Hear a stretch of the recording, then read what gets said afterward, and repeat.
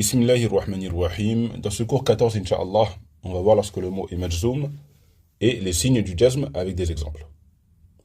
Donc pour le premier, la soukoun. Regardez, la taqra bisur'atin. Ne lis pas rapidement. La taqra bisur'atin. Là c'est la an-nahiya, comme on le verra plus tard, Inch'Allah ta'ala. Donc le mot d'après, il va devenir majzoum. Pourquoi? Parce qu'on vient interdire une chose. On vient interdire une chose. Il y a une autre la. Il y a la an-nahiya et la an-nafiya. Je vous explique brièvement, Inch'Allah ta'ala. La an-nahiya, c'est pour interdire. An-nahi, pour interdire. Donc, si on interdit, c'est un ordre. C'est un ordre. Cette la, quand elle va être utilisée, le mot d'après, il va être majzoum. L'autre la, pour nier, la taqra'u, ça finit par une dhamma, donc c'est marfou'.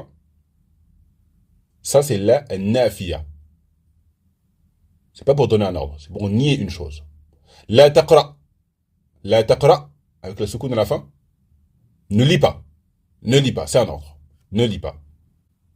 La taqra'u, avec la dhamma à la fin, tu ne lis pas.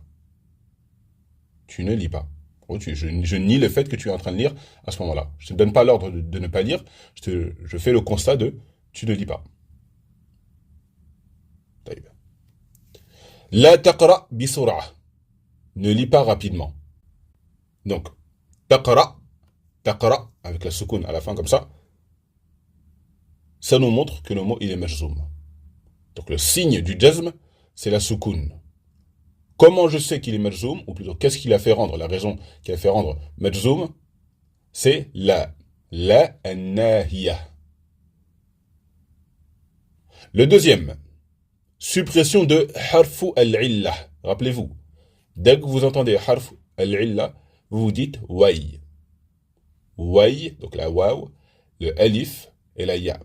Lorsqu'un mot termine par une de ces trois lettres-là, c'est ce qu'on appelle un fi'l mu'tal, qu'on verra plus tard, Inch'Allah ta'ala. Mu'tal. Donc ici, regardez, comme on a écrit. Le premier exemple, à gauche. Lam ya'ti ams. Il n'est pas venu hier. Lam, ça fait que ça va devenir majzoum. De base, le verbe, c'est ya'ti. Ya'ti avec la ya à la fin. Mais là, j'ai supprimé la lettre de al-illa, la ya, parce qu'il est majzoum. Le signe qu'il est majzoum, c'est pas la soukoun, c'est la suppression de la harf de al-illa. Lam ya'ti.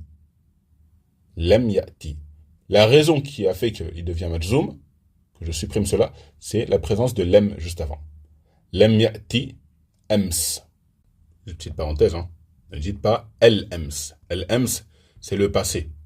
Si je dis lam ya'ti al-ams, ça voudra dire il n'est pas venu dans le passé.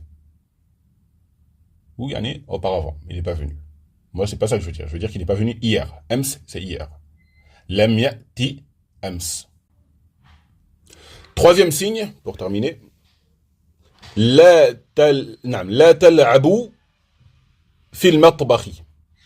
La tal'abu fil matbakhi. Ne jouez pas, en au pluriel, hein, ne jouez pas dans la cuisine. Al-matbakh, c'est la cuisine.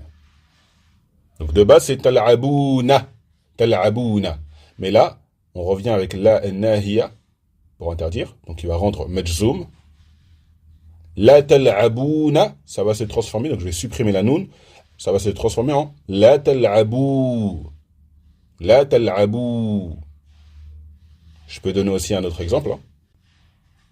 La ta'boudi ghayr Allah. La ta'boudi ghayr Allah. De base, c'est ta'boudina pour la deuxième personne du féminin au singulier. Deuxième personne du féminin au singulier. N'adore pas autre que Allah. Là, c'est la nahiya qui va rendre majzoum.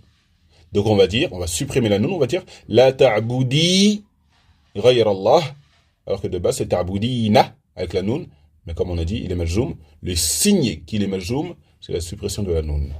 La ta'boudi ghayr Allah. Wallahu a'lam walhamdulillah.